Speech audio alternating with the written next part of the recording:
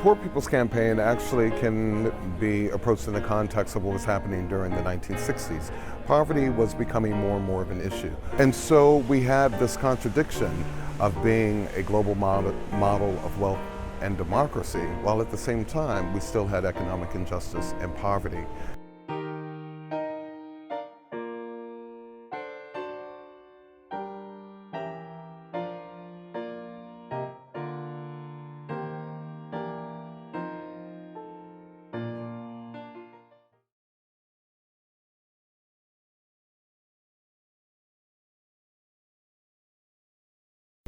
The nation was in mourning. In spite of all of that, the Poor People's Campaign continued in honor of King's memory.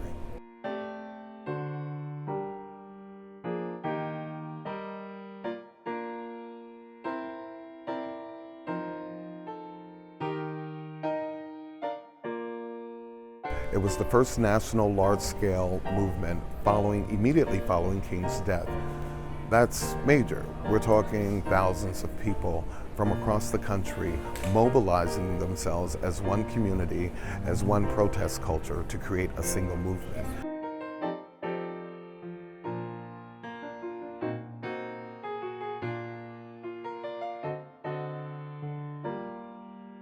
So there would be hundreds of people who were involved in helping to organize this. And so all over the country, you had activists of every race, of every region, all working together to create this movement that came to Washington.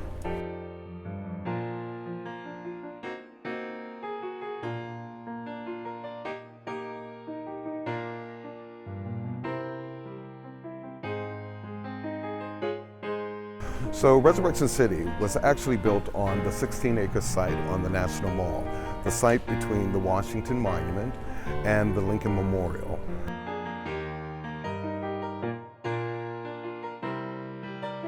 The site was up for 6 weeks, and over the course of that 6 weeks, each day, protesters went to different agencies throughout the city to protest. So you had a coalition of people who would protest outside the Department of Agriculture, for example, looking at issues related to food programs and food commodities.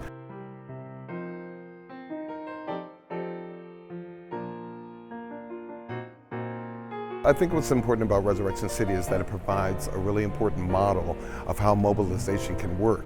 All kinds of Americans were a part of this movement where we were looking at how do we protect and become a part of the American dream? How do we get our piece of the American pie?